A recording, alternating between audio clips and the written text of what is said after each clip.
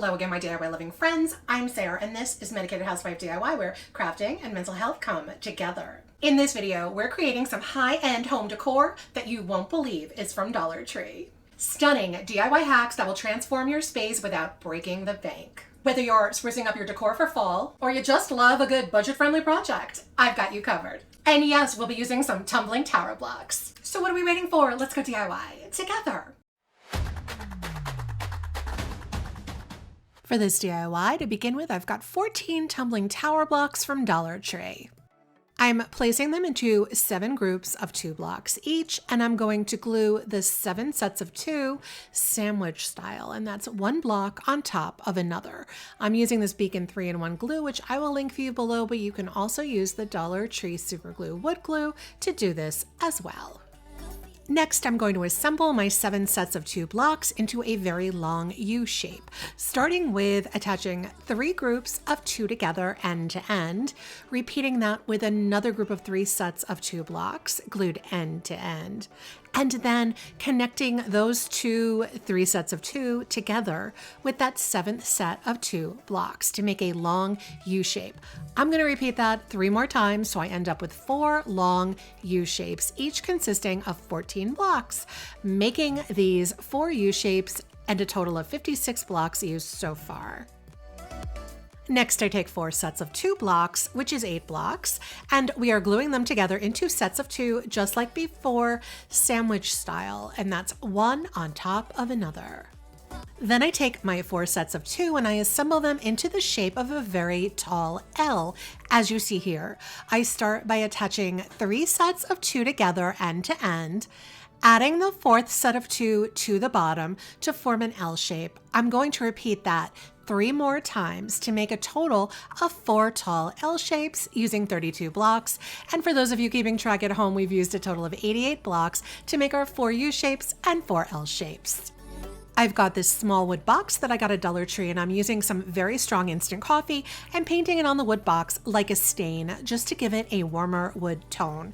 I start by painting the outer sides of the box and then the bottom of the box. I don't need to paint the inside of the box because it will not be seen in the final project. I take that same instant coffee stain and I use it to paint my 4 U shapes, starting with the front of the U and then that inner edge of the U, the outer edge, and the other side, and then on the top edge. I do this for all 4 of the U shapes. I do the same coffee stain on the L shapes, starting with the front side, then the inside edge, the other side and outside edge, and then the top. I repeat that for the other 3 L shapes the same way, leaving me with 4 U shapes, 4 L shapes, and a wood box, all stained with the instant coffee. I take 1 L shape and attach it to 1 U shape upside down, just like you see me doing right here. And I repeat that 3 more times, joining each L to each upside down U and put them aside to dry. Meanwhile, while those dry, I grab this push light from Dollar Tree and I've covered the light part with painter's tape. I'm using some apple barrel beige, which I'll link for you below, and I'm going to paint the white part of the light with the beige paint. Once the beige paint dries, I grab a chip brush and some folk art antique wax, which I'll link for you below, and give a generous distress paint coat over the beige paint, trying to get a faux wood look to that non-functioning part of the push light so that it'll blend in better with my wood blocks. Getting back to our wood blocks and box, I have the wood box upside down and I attach the first wall of wood blocks to the box, as you see here, spinning it around and attaching the second wall of wood blocks to the box and to that first wall of blocks, followed by the third wall and lastly the 4th wall of blocks, squeezing the shape together so everything fits into place while the whole thing dries. And this is my tumbling tower block lantern or candle holder. I love the modern lines of this lantern / candle holder and the painted push light, although you don't really see it blended in nicely with my coffee stained wood. A versatile piece of upscale wood decor made exclusively with Dollar Tree items. For this DIY, I'm starting with this plastic framed round mirror from Dollar Tree. I taped up the mirror part using some blue painter's tape. I also have this 8-inch wood round that I got on Amazon, and I will link it for you below. I'm using some folk art antique wax, and I paint both sides of the wood round using the wax, wiping the excess off with a dry paper towel. On the framed mirror, I'm using this folk art paint in the color Butter Pecan, which I will link for you below, and I'm going to cover the plastic part of the frame with the paint, doing 2 coats for opaque base coat coverage, and I'm going to allow that to dry. Once the Butter Pecan paint dries, I grab a chip brush and some antique wax, and I do a distress paint over the Butter Pecan to get a faux wood-like finish on the plastic frame, and then I wait for that to fully dry. Using some hot glue, I attach the mirror frame to the center of the wood round, and I'm centering it in the middle as best that I can. Next, I have 24 of the brown colored tumbling tower blocks from Dollar Tree, and I told you guys I was going to find ways to use these brown blocks, and here we are again, putting them to good use. I take the 24 blocks and make 12 sets of 2 attached side to side, as you see right here.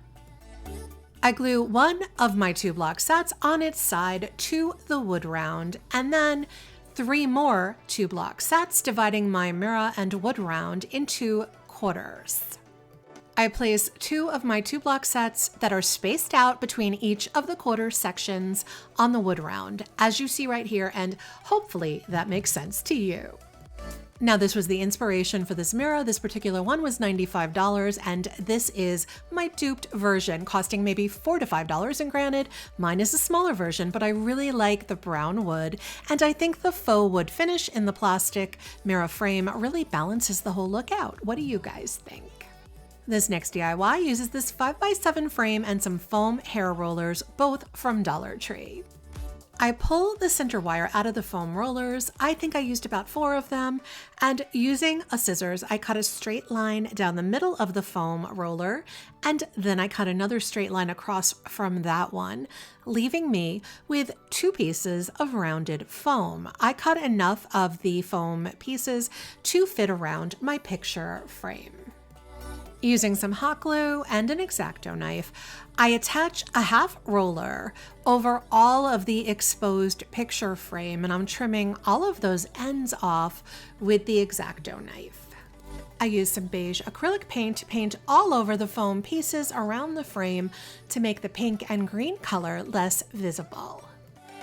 I have this extra thick jute twine, and I'll link it for you below. I cut a bunch of pieces of the jute long enough to cover the height of the frame, and I'm using some hot glue. I start on the outside wall of the frame, attaching the pieces of jute from one end to the other until that whole part of the frame is covered in jute. And then I cover the opposite side of that frame with the jute pieces in the exact same way.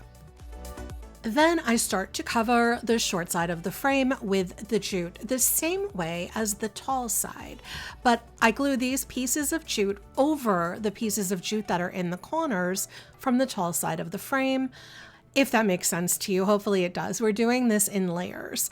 Once I finish the first short side of the frame, then I did the other short side, the opposite short side of the frame, the exact same way, covering all of it with rows of jute. I cut a long piece of jute, and starting on the inside corner of the short side of the frame, I begin wrapping the jute, going the opposite direction as before, going from the outside edge of the frame and folding the jute over and coming back to the inside edge and back and forth, and so on until I reach the opposite corner on the short side. I repeated that on the opposite short side of the frame as well. When the 2 short sides were finished, I wrapped about 10 rows of jute going in the opposite direction of the jute that was already there in the middle of each of my 2 tall sides, as you see me doing here, because again, we are applying multiple layers of this jute onto all 4 sides of the frame. Hopefully that all makes sense to you. And this was a dupe for this $72 Mickey & Co. frame. And granted, my version is not perfect, but when you figure mine costs about $3 to make, it's not a bad deal. That's a picture of me and one of my daughters, and I kind of like it in this frame, so this one's a keeper. I think I could have done a little neater job, so I may have to make a second one just to make it a little bit more streamlined. Thanks for watching. I hope you loved these high-end Dollar Tree DIY hacks as much as I did. Don't forget to hit that like button if you enjoyed this video and subscribe to Medicated Housewife DIY for more budget-friendly decor ideas. Let me know in the comments which project was your favorite and why. You know I love hearing from all of you. Until next time, remember that together we're making the world a more beautiful place, one DIY at a time.